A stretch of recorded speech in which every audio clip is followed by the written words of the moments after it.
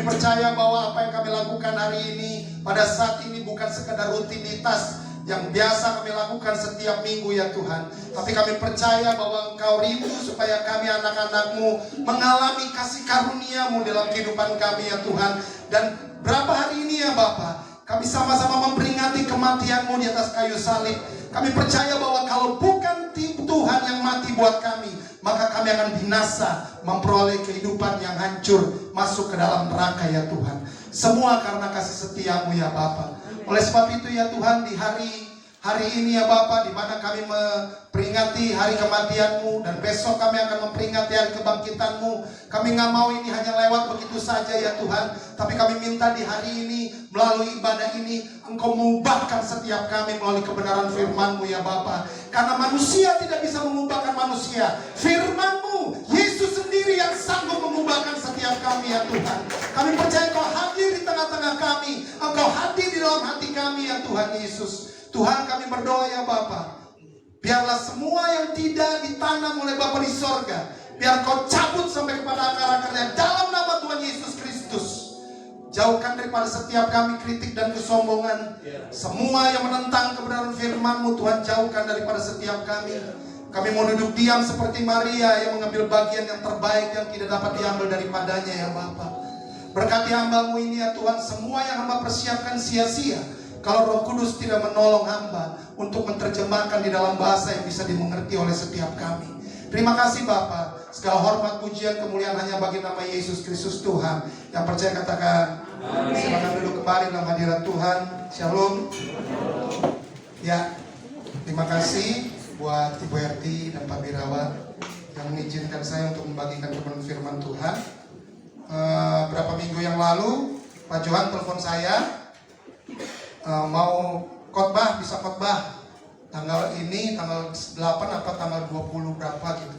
Saya bilang kalau boleh saya tanggal 8, karena saya besok, Kamis besok sudah mesti balik ke Manado. Ditunda-tunda terus, dan akhirnya waktu Tuhan lah. Kan hamba Tuhan kan mundur-mundur itu tergantung Tuhan. Hamba Tuhan hidup hanya oleh kasih karunia. Tapi karena Lebaran besok ada Rakernas, ada Rakerda, saya sebagai gembala di Manado harus pulang mengikuti Rakerda. Dan juga kalau semuanya nanti sudah libur Lebaran, orang udah pada mudik, udah susah dapat tiket. Jadi saya putuskan, dan memang ini waktu Tuhan, saya harus kembali hari Kamis untuk balik ke Manado dan mengalami lagi apa yang Tuhan mau kerjakan dalam kehidupan saya. Kemarin ini saya pelayanan. Selama saya lagi pelayanan, saya membayangkan kematian Yesus di atas kayu salib. Saya menangis lagi pelayanan. Siapa kita di hadapan Tuhan? Kalau Yesus pada waktu itu nggak memutuskan untuk saya ambil Bapa, apa yang seharusnya bukan bagian saya, maka semua kita nggak ada yang hidup kekal. Semua kita masuk neraka. Betul? Jadi setiap kali saya mengalami, merayakan, memperingati kematian Tuhan Yesus, ada satu hal yang saya ingat, satu kata, yaitu kasih karunia. Tapi sebelum saya membagikan ini, memang ada dua tipe khotbah yang saya siapkan. Saya tanya bergumul sama Tuhan, Tuhan mau bagi apa nih Tuhan? Yang satu keras, yang satu mungkin terlalu dangkal. Tapi saya pikir yang keras mungkin belum waktunya atau bukan bagian saya. Saya bawa yang bagian dangkal-dangkalnya aja, supaya semua bisa terima, amin. Tapi sebenarnya saya mau bilang begini, kita sama-sama setuju bahwa dasar kehidupan kita adalah Yesus Kristus, amin. Jangan bangun dasar yang lain. Yesus Kristus itu adalah firman Tuhan, sama dengan firman Tuhan. Nah, dalam kehidupan kita, untuk mengenal kasih karunia Tuhan Yesus, itu ada kalau boleh saya bilang, ada dua sisi. Kita seringkali singkirkan sisi yang satu, kita pakai sisi yang lain dalam kehidupan kita. Tapi akibatnya saya mau katakan gini, terjadi ketidakstabilan dalam pertumbuhan rohani kita, sehingga kita bisa jatuh. Dua sisi ini adalah, yang pertama, pemahaman akan kebenaran firman Tuhan. Dan sisi yang kedua adalah pengalaman dengan Tuhan. Saya mau katakan gini, kita perlu bertumbuh dalam kedua sisi yang menjadi dasar kita ini. Kita perlu bertumbuh dalam pemahaman akan kebenaran firman Tuhan, tapi kita juga perlu bertumbuh dalam pengalaman dengan Tuhan. Dan keduanya mesti seimbang. Karena kalau kita singkirkan salah satu sisi, maka kita tadi saya katakan bisa bertumbuh dalam ketidakstabilan rohani. Karenanya jangan pisahkan antara pemahaman akan firman Tuhan dan pengalaman dengan Tuhan. Ketika kita memisahkan kedua sisi tersebut, maka tadi saya bilang, kehidupan rohani kita nggak stabil dan cenderung untuk menuju kepada kejatuhan. Karena kebanyakan saya perhatikan, ada banyak orang percaya seakan memisahkan kedua sisi ini atau terjebak pada salah satu ekstrim.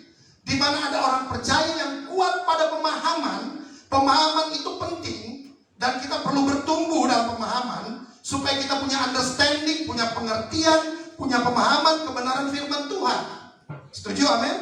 Waktu kita bertumbuh dalam pemahaman, dalam pengertian, dalam kebenaran firman Tuhan, maka saudara dan saya tidak mudah akan untuk jatuh. Penting untuk kita punya pengetahuan firman Tuhan. Tapi kan kita nggak cuma bertumbuh dalam pemahaman, nggak cuma bertumbuh dalam pengertian dan pengetahuan firman Tuhan, kita juga perlu bertumbuh dalam pengalaman. Nah sayangnya orang-orang percaya terjebak pada pengalaman aja. Kemudian mereka coba bertumpu di pengalaman, mengalami pengalaman. Menurut saya ini beresiko terhadap ketidakstabilan, bahkan bisa jatuh. Karena kemudian kita menjadikan pengalaman-pengalaman spiritual kita, pengalaman pribadi kita menjadi sebuah doktrin. Semoga Bapak Ibu Saudara paham dengan apa yang saya maksudkan. Saya menyarankan untuk pembukaan ini kepada setiap kita, agar kita bertumbuh kepada kedua sisi yang mendasar ini. Dalam pemahaman, pengertian kebenaran firman Tuhan, tapi di satu sisi juga dalam pengalaman dengan Tuhan. Jangan cuma bertumbuh pada pemahaman, pengertian. Kalau kita cuma bertumbuh dalam hal itu, kita bisa jadi orang percaya yang dogmatis, doktrinal. Kita bisa jadi orang kepercayaan kaku, dan lama-lama nggak laku. Kira-kira begitu. Kita perlu pemahaman, pengertian yang kuat akan kebenaran firman Tuhan. Tapi tadi saya katakan, kita juga perlu mengalami pengalaman hidup bersama dengan Tuhan. Bertumbuh dalam kedua sisi dasar ini. Saya perhatikan ada banyak orang yang tidak stabil rohaninya. Karena kita menjadikan pengalaman-pengalaman pribadi menjadi sebuah prinsip pengajaran. Kita buat doktrin dari pengalaman-pengalaman rohani kita. Contoh, dulu waktu saya baru lahir baru, saya mengalami bahwa begini, kalau orang dipenuhi sama Roh Kudus, mereka harus ditumpangi tangan oleh pendeta, dan ketika mereka ditumpangi tangan, mereka jatuh, habis itu badannya berguncang-guncang. Nah kalau tidak seperti itu belum dipenuhi sama Roh Kudus.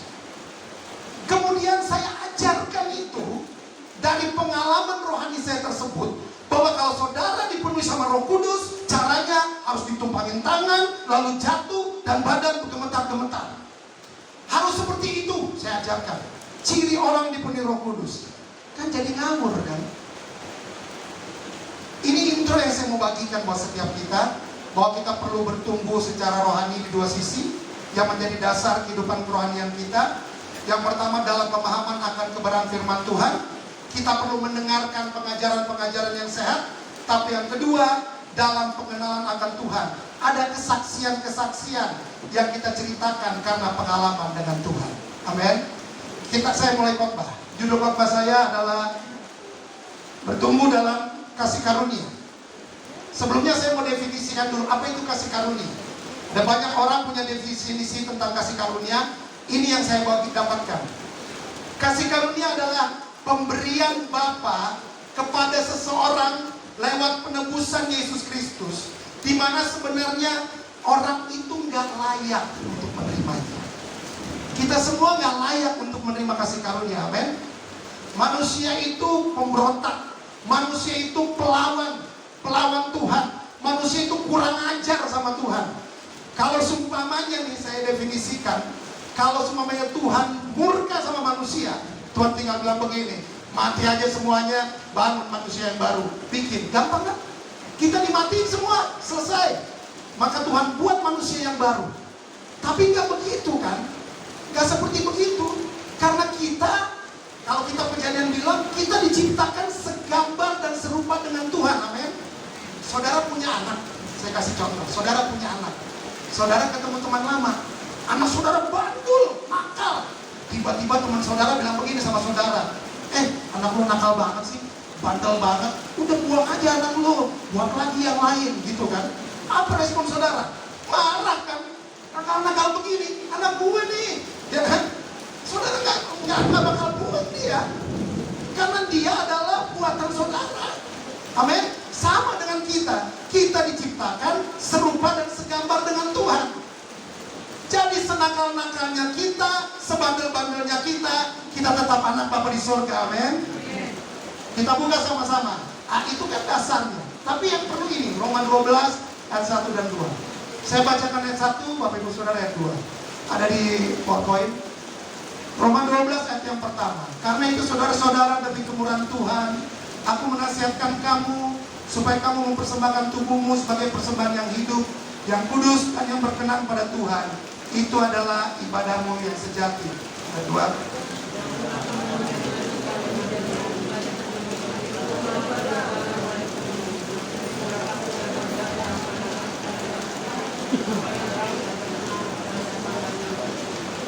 Ya, dibilang begini.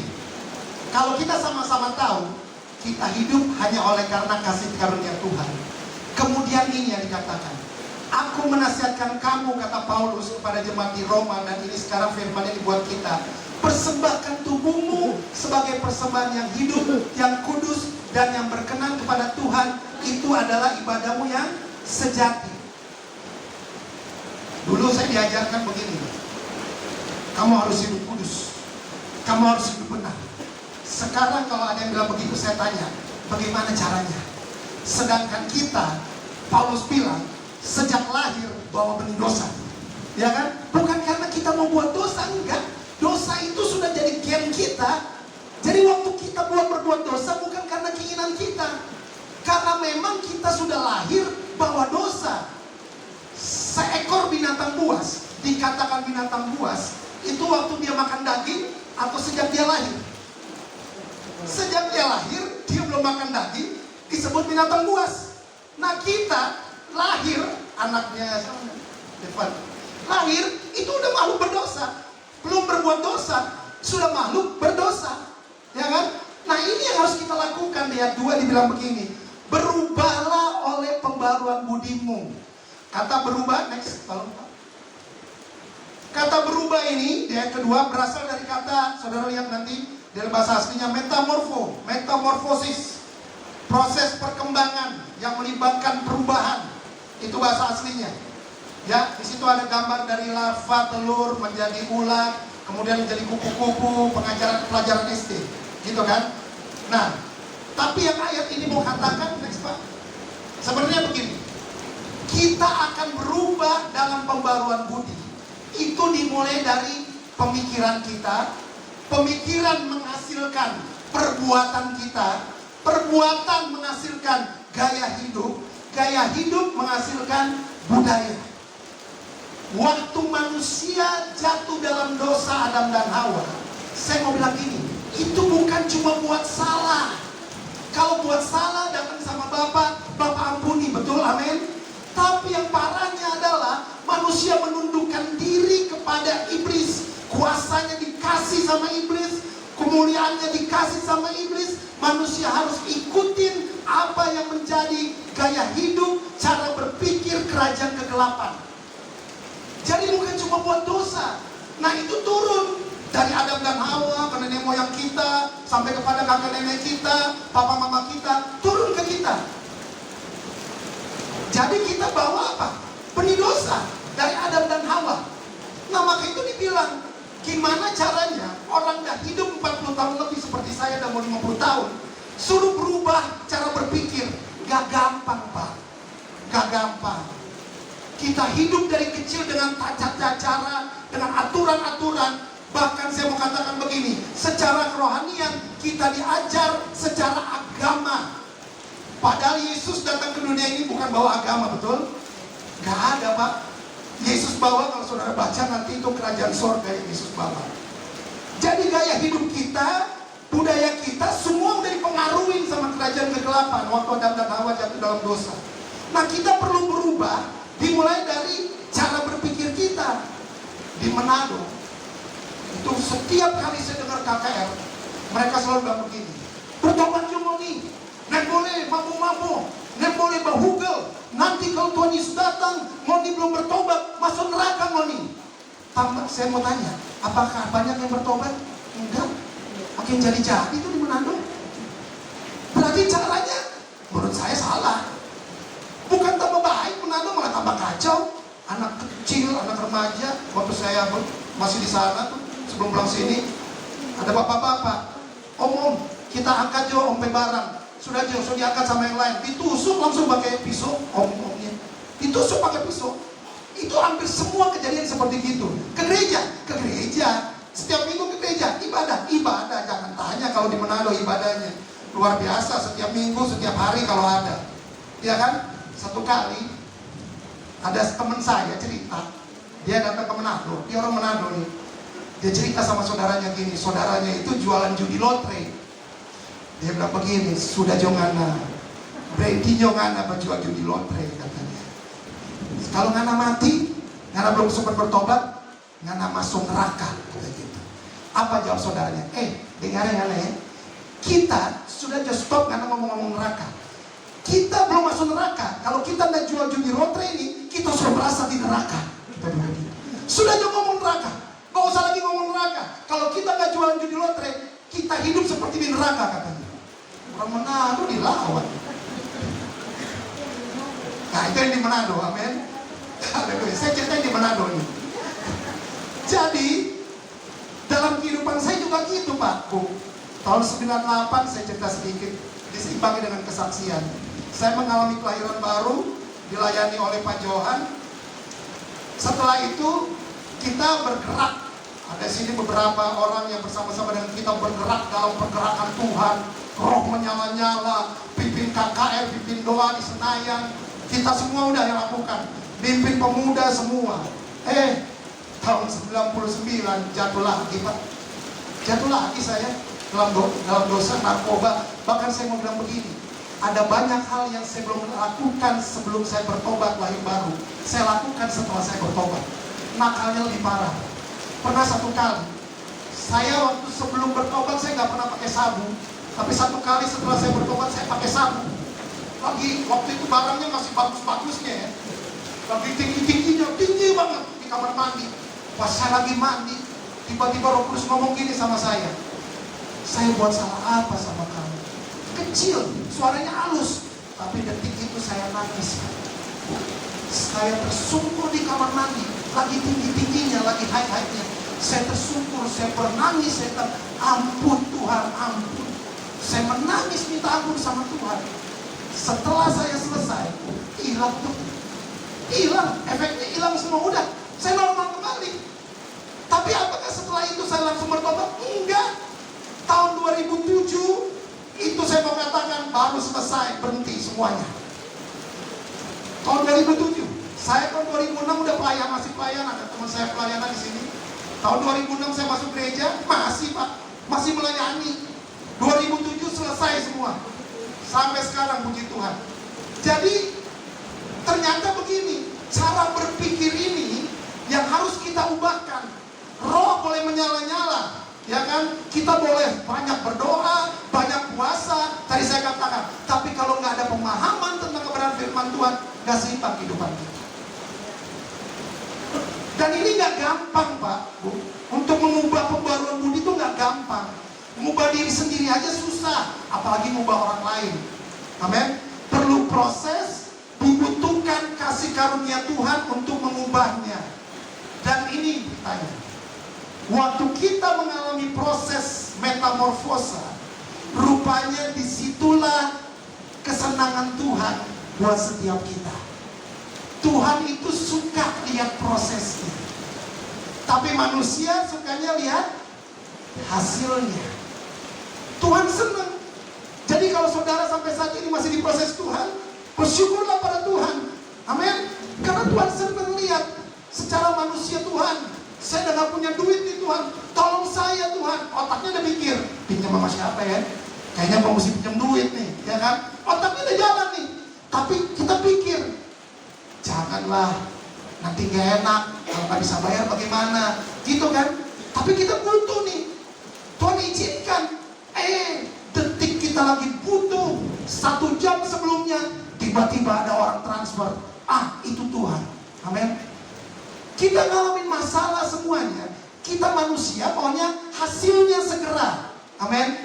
Tapi Tuhan enggak. Tuhan maunya melihatnya apa? Prosesnya. Amin. Jadi mengucap syukur kalau saudara dan saya masih diproses sampai dengan saat ini. Amin. Karena Tuhan mau kasih lihat sama kita. Istri-istri senang kalau suaminya cepat berubah, betul? Tapi nggak tahan kalau ngalami proses yang terjadi dengan suaminya. Maunya suaminya cepat berubah. Orang tua maunya cepat anaknya supaya berubah. Saya itu dibawa ke KKR, dibawa ke semua dari SMP sama orang tua saya. Dibawa dari SMP, datang ke KKR, datang kemana-mana, nggak berubah juga. Berubahnya setelah apa? Setelah kuliah, udah mampir DO, dapat kasih karunia, akhirnya lulus juga di wisuda. Dapat kasih karunia, ibu saya bilang, bertobat. Enggak, orang lain gak bisa ubah siapapun. Tapi waktu Tuhan bertemu kasih karunia, udah cukup. Sekarang kamu jangan kemana-mana, sekarang kamu datang untuk melayani pekerjaanku. Udah gak bisa kemana-mana, Pak. Amin. Gak bisa kemana-mana. Jadi ngalamin proses itu lama banget ya. Ya terserah Tuhan, Pak. Tuhan yang lebih tahu, karena Tuhan lebih suka kepada proses daripada sekedar hasil. Supaya nanti gini, ada kesaksiannya, betul? Ada ceritanya bahwa saya ini sebenarnya nggak mampu, saya ini sebenarnya udah angkat tangan, tapi saya lihat pertolongan Tuhan luar biasa. Tuhan dimuliakan, benar gak? Kalau kita maunya cepat berubah, nggak ada ceritanya, Pak, nggak ada kesaksiannya. Tapi karena kita diproses sama Tuhan, kita dapat kesaksian. Jadi saudara dan saya punya kesaksian, saya punya kesaksian, saudara punya kesaksian, di mana saya dan saudara bertumbuh dalam kasih karunia. Roma 12, next point, ayat yang kedua. Sehingga kamu dapat membedakan manakah kehendak Tuhan, apa yang baik, yang berkenan pada Tuhan, dan yang sempurna. Ini statement yang saya mau katakan, proses menghasilkan kedewasaan, keserupaan dengan Tuhan. Sehingga kita dapat membedakan. Next.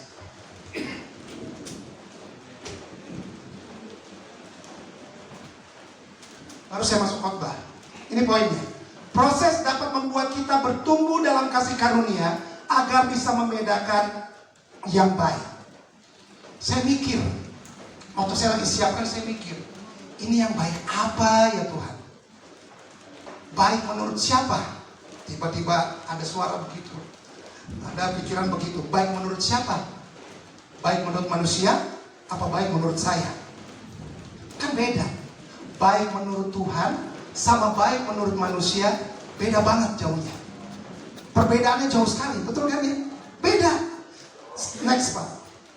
Standar manusia itu kebaikan, tapi standarnya Tuhan itu kebenaran. Karena baik belum tentu benar, tapi benar sudah pasti baik. Contoh, ada yang bilang begini, berbohong untuk kebaikan itu baik, gak apa-apa. Kan kita sering dengar begitu kan? Gak ada ayatnya di Alkitab.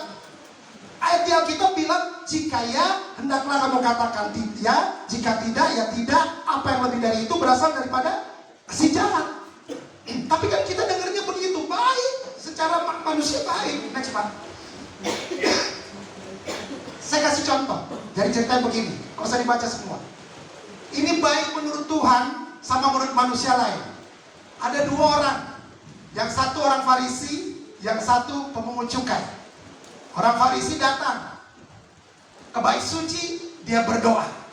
Dia bilang begini, Tuhan, aku mengucap syukur, ayat 11. Karena aku tidak sama seperti orang lain, bukan perampok, bukan orang lalim, bukan pezina, bukan juga seperti pemungut cukai ini. Dia tunjuk ke pemungut cukai. Aku berpuasa 2 kali seminggu, berikan 1/10 dari segala penghasilanku. Pertanyaan saya, apa yang dia katakan ini benar apa enggak? Bener Pak, orang dia lagi berdoa. Dia lagi berdoa sama Tuhan. Kalau dia bohong, dia lagi bohong sama Tuhan. Tuhan tahu dong kalau dia bohong. Ini benar, dia lakukan itu. Dia berpuasa, dia bukan berzina, itu benar.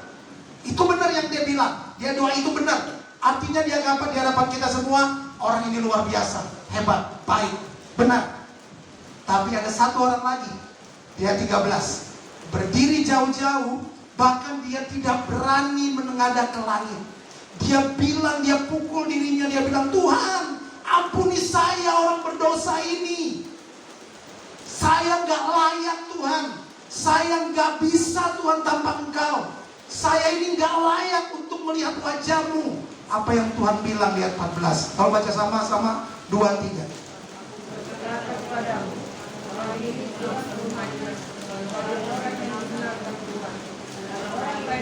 Stop sampai situ. Tapi ternyata di mata Tuhan, orang Farisi ini gak dibenarkan. Pemungut cukai dibenarkan sama Tuhan. Mau lihat dari pandangan siapa Pak? Mungkin apa yang kita lakukan selama ini dianggap lain sama orang, dianggap gak benar sama orang. Tapi Tuhan bilang, apa yang kamu lakukan itu benar di mataku. Saudara mau penilaian orang atau penilaian Tuhan? Orang lain gak anggap apa yang saudara lakukan, tapi Tuhan bilang, apa yang kamu lakukan itu berkenan di hadapanku. Jadi bukan pandangan daripada manusia. Karena kita percaya bahwa kebenaran ada di dalam Yesus. Yohanes 14 ayat 6 bilang, Akulah jalan dan kebenaran dan hidup. Amin. Yesus itu cuma kebenaran, bukan yang lain. Jadi kita perlu bertumbuh dalam kasih karunia dari kebaikan kepada kebenaran. Dan yang bisa melakukan kebenaran itu, saya mau katakan, cuma Yesus, cuma firman Tuhan yang bisa melakukan kebenaran dalam diri setiap kita. Yohanes 1 ayat 14. Firman itu telah menjadi manusia dan diam di antara kita. Jadi sekarang Yesus sang firman ada di dalam kita, amin. Bilang kiri kanannya, Yesus ada di dalam saya. Ya, dan melihat kemuliaannya, yaitu kemuliaan yang diberikan kepadanya sebagai anak tunggal Bapa, penuh kasih karunia dan kebenaran. Yesus punya kemuliaan. Kemuliaan itu isinya ada 2, kasih karunia dan kebenaran. Hari ini saya bagikan mengenai kasih karunia. Nanti lain waktu saya bagikan tentang kebenaran. Karena ini kita sedang memperingati kasih karunia Tuhan. Manusia siapapun termasuk pendeta cuma dibenarkan oleh karena Yesus Kristus. Dibenarkan itu artinya nggak benar, dia nggak benar. Itu dibenarkan. Nggak benar. Kita nggak benar. Pendeta nggak benar. Masih buat salah.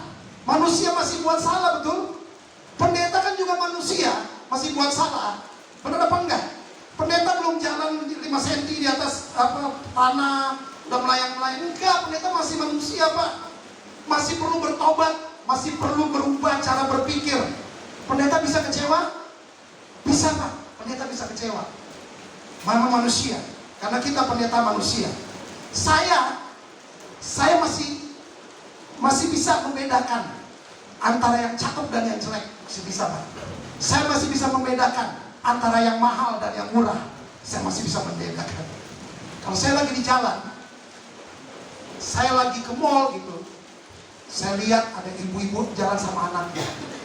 Waktu saya lihat anaknya, saya ingat anak-anak saya di Manado.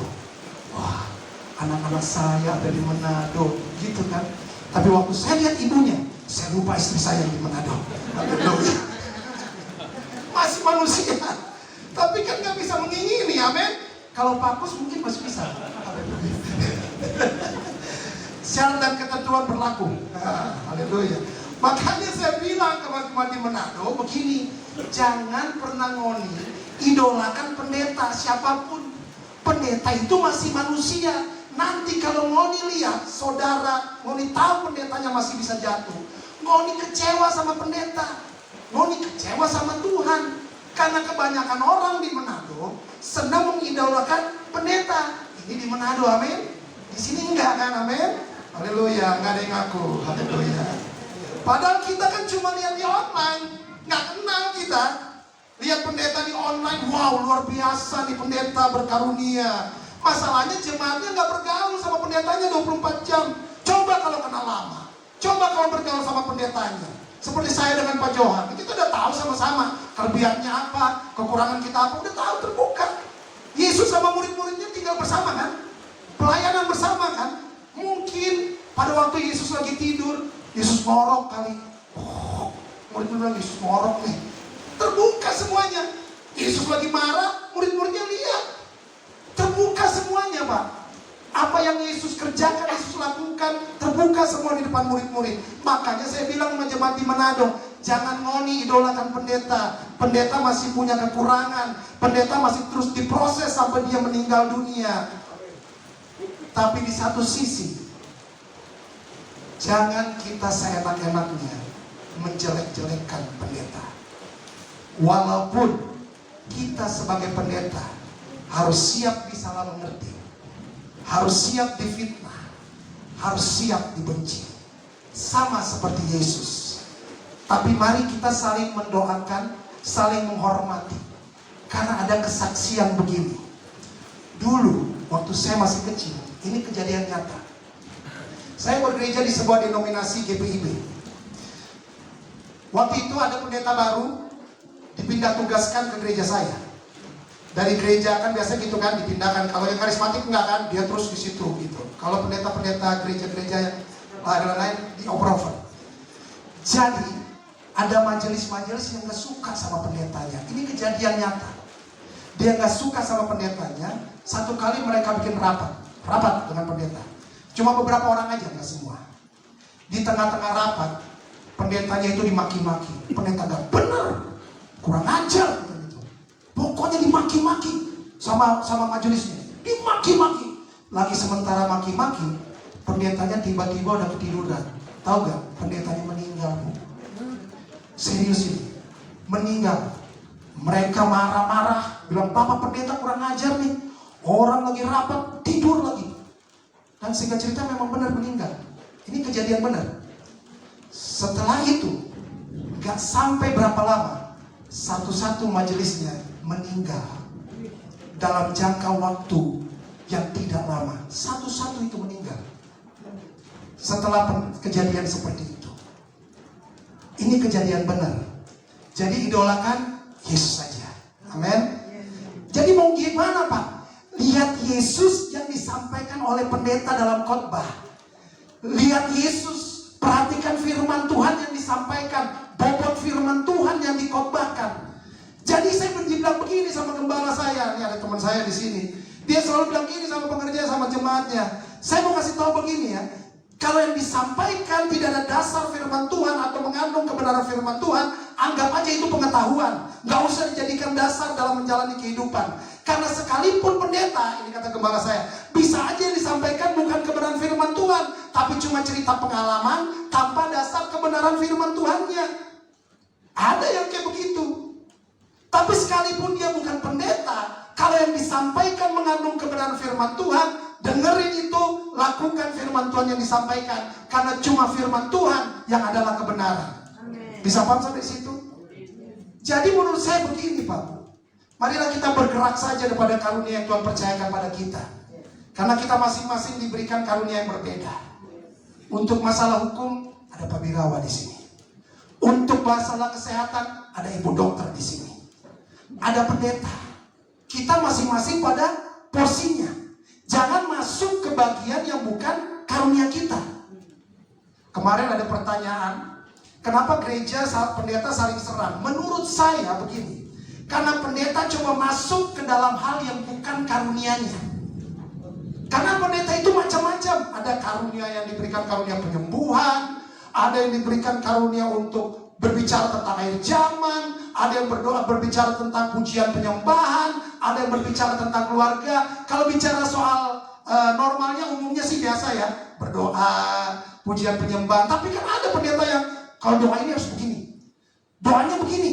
Nah dia kalau kupas dalam. Tapi pendeta yang nggak punya karunia itu dia biasa saja ya, kita harus berdoa. Ada pendeta yang kupas mengenai pujian penyembahan, dalam pujian penyembahannya. Sampai kita, oh begitu ya cara pujian penyembahan. Ada pendeta yang cuma bisa bilang, ya pujian penyembahan adalah kita menyembah Tuhan. Ada yang begitu. Loh, dokter aja ada spesialisasinya. Ya Bu Dokter ya? Ada. Secara umum dokter umum belajar, oh ini sakit. Tapi ada, oh kalau mau ke jantung ini spesialisasinya. Jangan saudara sakit jantung pergi ke sakit kulit, nggak nyambung kan? Nah begitu. Itu memang hal-hal dasar pendeta dan jemaat perlu tahu, seperti doa dan sebagainya. Ini umum kita mesti tahu. Tapi ada pendeta yang lebih diberikan karunia tentang doa. Tadi saya bilang tentang pujian penyembahan. Pendeta nggak tahu semua hal, nggak ada pendeta yang tahu semua hal, nggak ada. Cuma Yesus yang tahu semuanya, amin.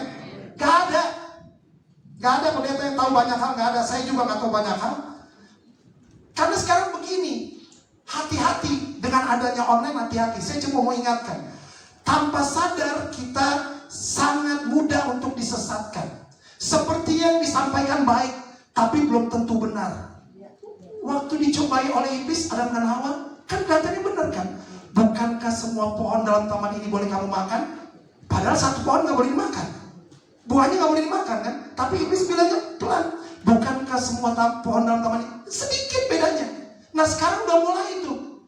Kalau kita nggak benar-benar menyimak, kita gampang disesatkan. Nonton, main terima semuanya, baik yang nggak benar maupun yang benar, kita terima semuanya. Jadi saya himbau kepada setiap kita, banyak-banyaklah baca Alkitab. Amin. Karena iblis sekarang tipis sekali mengecoh manusia. Kita nggak tahu, waktu kita lagi ikutin, kita udah jalannya salah.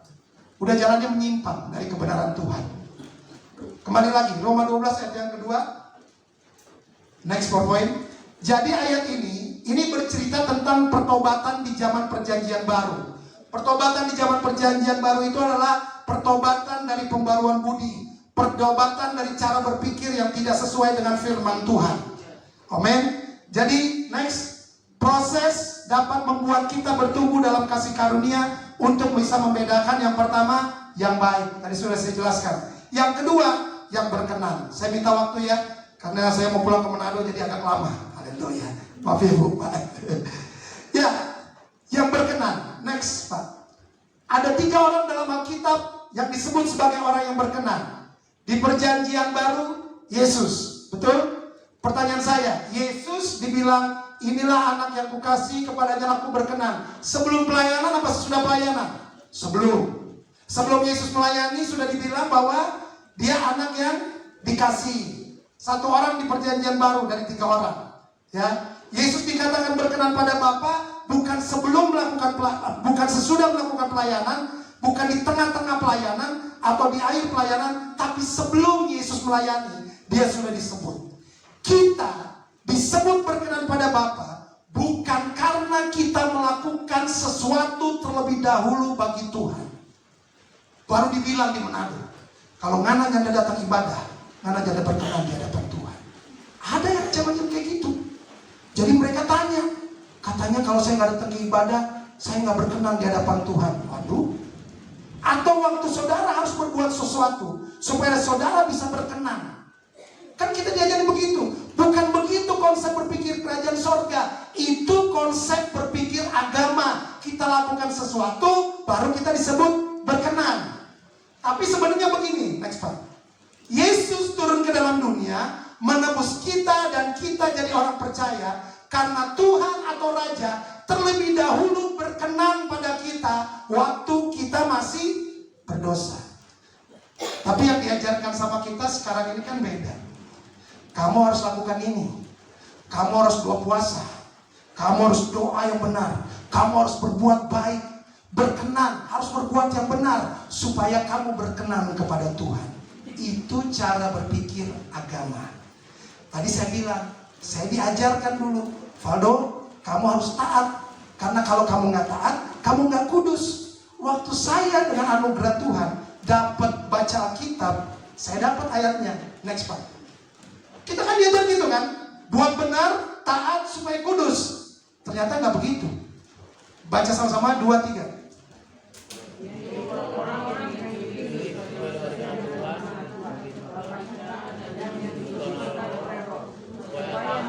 Stop. Tolong perhatikan kronologinya. Taat dulu apa kudus dulu? Dikuduskan dulu kita diajarin taat dulu supaya kamu kudus. Karena kita bilangnya nggak begitu. Kita dikuduskan dulu supaya kita bisa taat. Itu cara berpikir. Karena kita gimana mau taat, Pak? Gimana nggak bisa? Saya bilang sama mereka, nggak bisa, mau taat bagaimana? Tapi waktu kita tahu, kita udah dikuduskan ya. Masa sih Yesus dalam diri kita, Yesus udah mati buat kita, hancur-hancuran buat kita. Masa sih kita nggak menghargai pengorbanannya? Dia terlalu baik. Orang kalau baik sama kita kan nggak enakan ya, betul kan? Yesus yang kasih semuanya buat kita masih suka melawan, melanggar. Jadi berubahlah oleh pembaruan budimu. Next Pak, tolong. Cara berpikir dari kerajaan sorga itu, kita berbuat baik, berbuat benar, kita taat, kita kudus, karena kita adalah orang-orang yang telah diperkenan, dipilih oleh Tuhan. Sorry, kalau mungkin saudara masih berpikir secara agama, gak bisa menerima hal ini. Saya ngomong sama orang di Manado, MTH sekalipun gak bisa terima. Master teologi, saya bersyukur saya belum sekolah Alkitab. Saya sekolah Roh Kudus, pengenalan akan Tuhan. Karena kalau saya udah sekolah Alkitab, sekarang saya lagi sekolah Alkitab sih. Kalau saya udah sekolah Alkitab duluan, waduh, repot, ya kan? Jadi saya mau sampaikan bahwa apa yang saya dapatkan berdasarkan kasih karunia Tuhan, saya harus sampaikan kebenaran firman Tuhan buat setiap saudara dan saya. Saudara bisa menerima atau tidak, itu bagian Tuhan yang Tuhan bukakan buat setiap saudara. Jadi di perjanjian baru ada Yesus. Tapi saudara mungkin berpikir, itu kan Yesus Pak. Yesus itu kan gak berbuat dosa. Kita lihat lagi di perjanjian lama. Tolong Pak, next PowerPoint. Ini yang pertama namanya Henok. Di perjanjian lama. Dibilang begini, karena iman Henok terangkat supaya ia tidak mengalami kematian dan ia tidak ditemukan karena Tuhan telah mengangkatnya. Sebab sebelum Henok terangkat, ia memperoleh kesaksian bahwa ia berkenan kepada Tuhan. Pertanyaannya, apa yang membuat Henok dikatakan berkenan oleh Alkitab, dikatakan berkenan pada Tuhan? Apa Henok sudah lakukan sesuatu hal yang spektakuler buat Tuhan? Apa karena Henok bisa berpuasa 40 tahun? Apa karena Henok berbuat baik sampai dia dapat predikat berkenan pada Tuhan? Gak ada Pak. Di Alkitab cuma ditulis begini. Next Pak tolong. Di Alkitab cuma ditulis begini. Dan Henok hidup bergaul dengan Tuhan. Ayat 24. Dan Henok hidup bergaul dengan Tuhan. Cuma itu yang ditulis. Henok hidup bergaul dengan Tuhan. Itu kalimat kuncinya. Simple kan? Tapi powerful Bu, Pak. Cuma bergaul dengan Tuhan. Saya diajarin sama Bapak Rohani saya begini, saya bagikan. Hidup bergaul dengan Tuhan itu sama seperti kayak hidup bergaul suami istri. Saya lagi di mobil, saya telepon istri. Mama lagi di mana? Oh saya mau berangkat pelayanan nih, Pak Birawa. Mama lagi di mana? Oh lagi habis pelayanan. Saya teleponan, keep kontak, ya kan? Begitu juga buat setiap kita, men. Kalau yang sudah menikah, yang belum, saya mau cepat-cepat supaya banyak gambaran tentang Tuhan. Haleluya. Tapi ada waktunya, itu kan kontak biasa, hubungan biasa. Tapi ada waktunya suami istri harus punya hubungan intim. Semua sudah dewasa. Hubungan itu intim itu perlu tempat, perlu waktu. Gak bisa di sembarang tempat. Sama Tuhan gitu. Selain hubungan kita mau berdoa, Tuhan tolong Tuhan jagai saya mau jalani Tuhan buat saya berhasil. Itu doa. Saya mau makan Tuhan, saya mau tidur. Itu doa biasa, hubungan biasa. Tapi kita perlu waktu untuk hubungan intim. Di kamar kita berdua dengan Tuhan, gak ada yang ganggu. Kita gak mikirin kerjaan kita hubungan intim sama Tuhan. Dimana pada waktu itu Tuhan menyatakan cintanya sama kita, kita menyatakan cinta kita sama Tuhan, gak terganggu hal-hal yang lain. Itu namanya hubungan intim.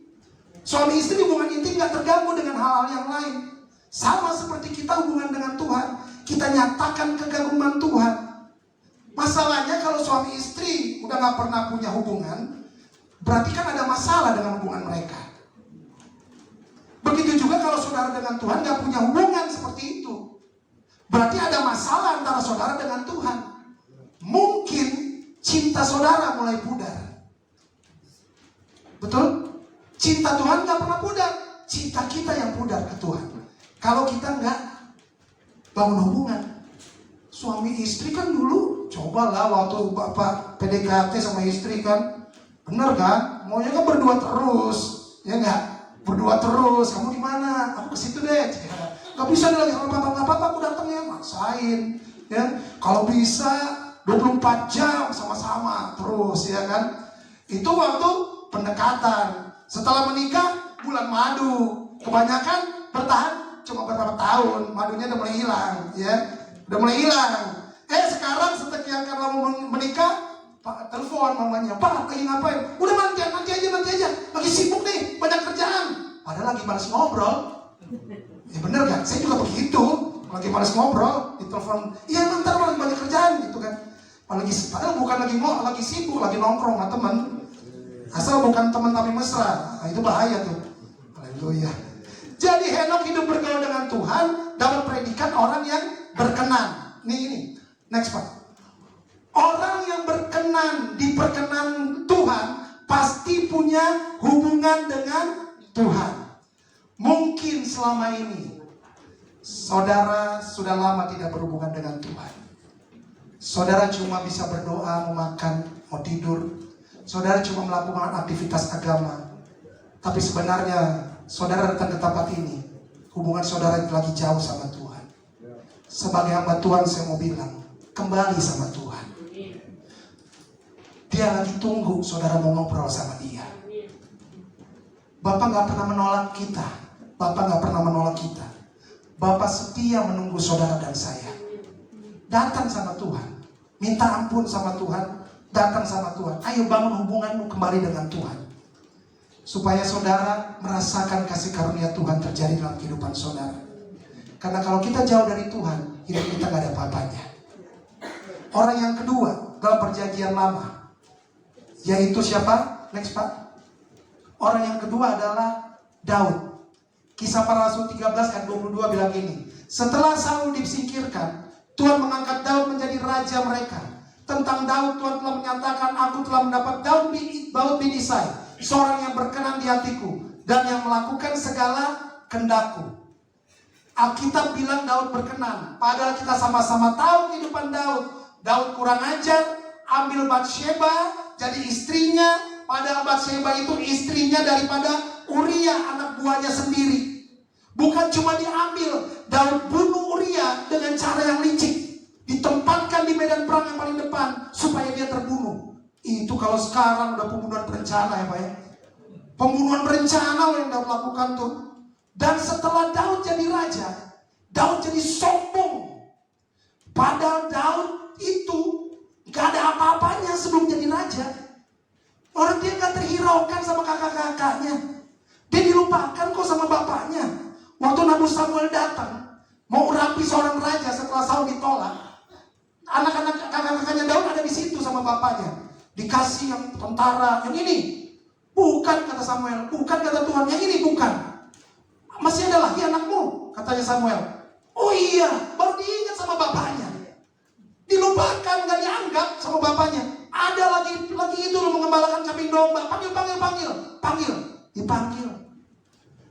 Tapi waktu dia jadi raja, dia sombong. Dia hitung semua berapa nih. Saya punya anak buah, tentara ada berapa nih. Dia suruh hitung. Dan firman Tuhan bilang, itu tidak berkenan di hadapan Tuhan. Tuhan gak suka sama apa yang dia lakukan. Sama kan seperti kita sebelumnya. Kita juga begitu, kalau bukan Tuhan yang beri kasih karunia, kita, saudara dan saya gak akan jadi seperti sekarang. Siapa saya bisa berdiri menyampaikan firman depan saudara, orang-orang hebat.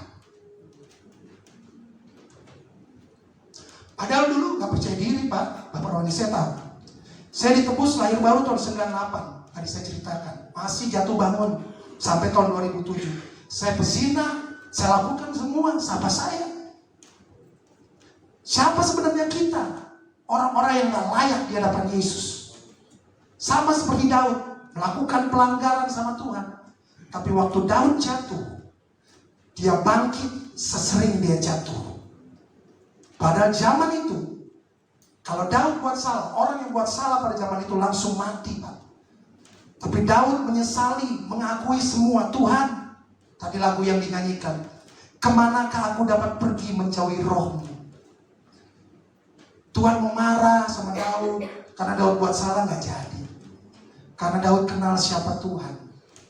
Dikatakan hatinya Daud seirama dengan hatinya Tuhan.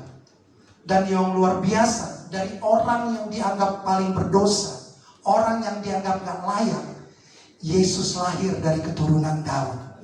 Dan Yesus gak malu disebut Kristus, anak Daud, bukan anak Yusuf, anak Daud. Tuhan angkat Daud jadi raja, melebihi kakak-kakaknya yang tentara. Tuhan melakukan itu karena terlebih dahulu Tuhan sudah berkenan sama Daud. Bukan karena Daud orang benar, bukan karena Daud orang kudus, bukan karena Daud orang baik, bukan. Di padang rumput Daud ambil kecapi, di tengah-tengah pekerjaannya dia nyembah Tuhan. Dia menyatakan kegagumannya sama Tuhan sambil kerjakan 2-3 ekor kambing dombanya. Di Mazmur dibilang 7 kali sehari aku memuji-muji Engkau. Artinya begini, Daud itu punya hubungan yang dekat sama Tuhan. Berdosa gak? Berdosa Pak. Tapi dia punya hubungan yang dekat sama Tuhan. Hatinya dia itu terkonek sama Tuhan. Alkitab bilang detak jantung Daud seirama dengan detak jantung Tuhan. Daud bukan orang benar Pak. Daud orang berdosa. Tapi karena Daud punya hubungan dengan Tuhan, Daud jadi mengenal keinginannya Tuhan. Daud jadi mengenal cara berpikirnya Tuhan.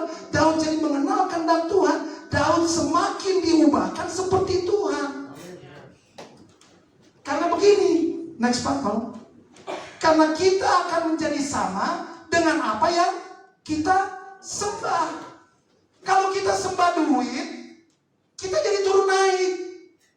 Duit kan gak stabil, nanti turun, nanti naik. Betul kan? Tapi kalau kita sembah Tuhan, kita akan terus naik, diangkat dari rohani yang satu ke rohani yang lain. Karena Tuhan yang kita sembah akan mengangkat kita terus menerus dan tidak pernah naik turun. Amin. Saya kasih contoh caranya. Minta tolong Rando. Ini yang paling simpel. Izinkan saya. Ya. Ya. Minta tolong. Ya. Oke. Jadi sebenarnya yang Daud lakukan cuma apa? Menyembah Tuhan. Simple kan? Tapi apakah waktu Daud menyembah, Daud gak jatuh bangun? Tetap jatuh Pak. Tetap melakukan yang salah. Cuma dibilang dia berkenan di hadapan Tuhan. Jadi kalau saya boleh simpulkan, kita berkenan apa enggak, itu ngomongnya raja dong. Kita gak bilang mau bisa ngomong sama orang, kok dia berkenan, padahal dia udah gak benar Tuhan. Kok Tuhan berkenan sih sama dia, kok saya enggak. Gak bisa ngomong gitu Pak. Itu kasih karunia. Buat orang masing-masing beda. Kita gak bisa bilang, Pak, anak yang bungsu, anak yang bilang, saya sudah taat, saya sudah melakukan semuanya, tapi saya gak dikasih kambing sama Bapak. Ini anak ini baru habis main pelacuran, habiskan harta Bapak, Bapak bikin pesta. Dia bilang, saya sudah melakukan semua. Kok kenapa bisa seperti itu? Karena berkenan. Nah, caranya begini. Saya mau kasih ilustrasi begini. Bagaimana cara kita untuk kita punya hubungan dengan Tuhan? Simple. Minta tolong Pak, biar cepat. Tolong ya Pak. Ya.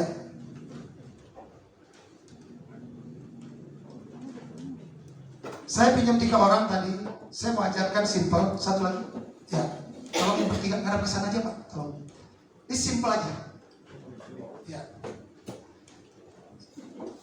Simple. Tolong Pak. Manusia itu punya roh, punya jiwa, punya tubuh. Betul kan? Iya kan? Roh, jiwa, dan tubuh itu yang manusia miliki. Coba tolong Pak, waktu kita lahir baru, Alkitab bilang begini.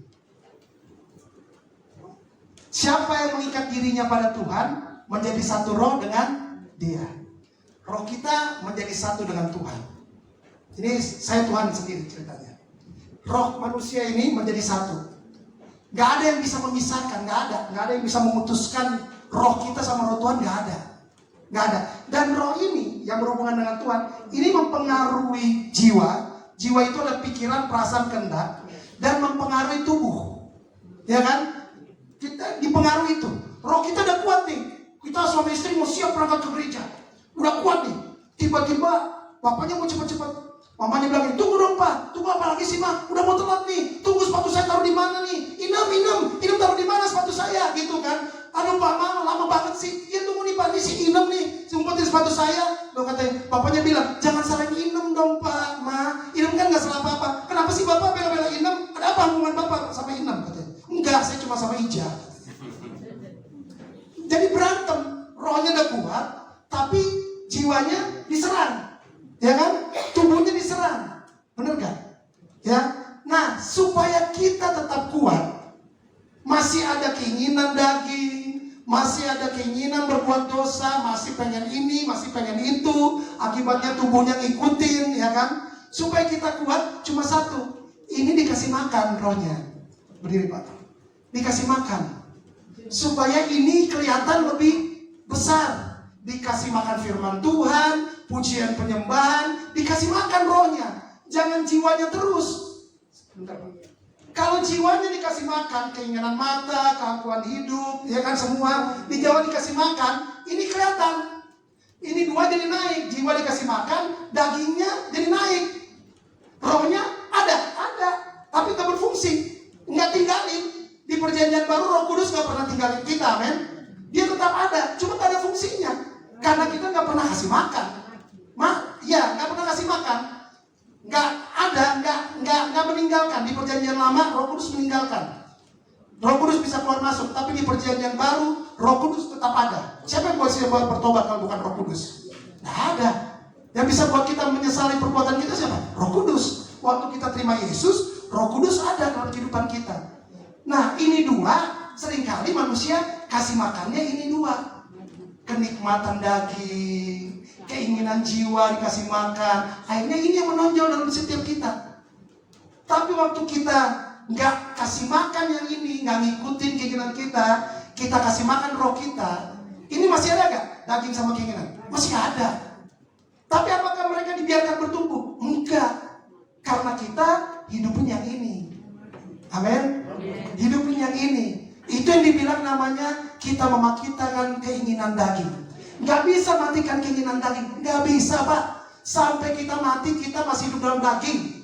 Masih pengen nurut ini. Melihat barang yang mahal masih pengen. Lihat mobil mahal masih pengen. Nggak bisa Pak. Tapi waktu kita hidupin ini, keinginan ada. Ya kan? Tapi nggak kita ikutin. Tepuk tangan dulu buat Tuhan Yesus. Terima kasih.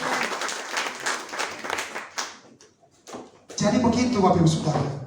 Waktu Daud hidup menjadi raja, dia buat tabut Tuhan. Daud buat 44.000 penyanyi yang dilatih, yang disebut dengan ahli seni. Penyembahan terjadi siang dan malam dan menyenangkan hati Tuhan. Israel pada waktu itu sebagai bangsa yang kecil berada di tengah-tengah bangsa yang besar. Daud ingin supaya bangsa-bangsa lain melihat Tuhan yang dia sembah. Dengan penyembahan dan doa yang Daud bangun selama 33 tahun jadi raja atas Israel. Israel berubah jadi bangsa yang dipimpin oleh penyembahan. Bukan oleh kekuatan politik atau yang lain. Ini yang luar biasanya. Daud rombah, Daud bongkar, dia langgar semua aturan keimamatan. Pada waktu perjanjian lama itu, seharusnya secara aturan Daud sudah mati. Tapi korban penghapus dosa oleh binatang diganti dengan korban pujian penyembahan oleh Daud. Dan ini yang sebenarnya Tuhan rindukan buat setiap kita.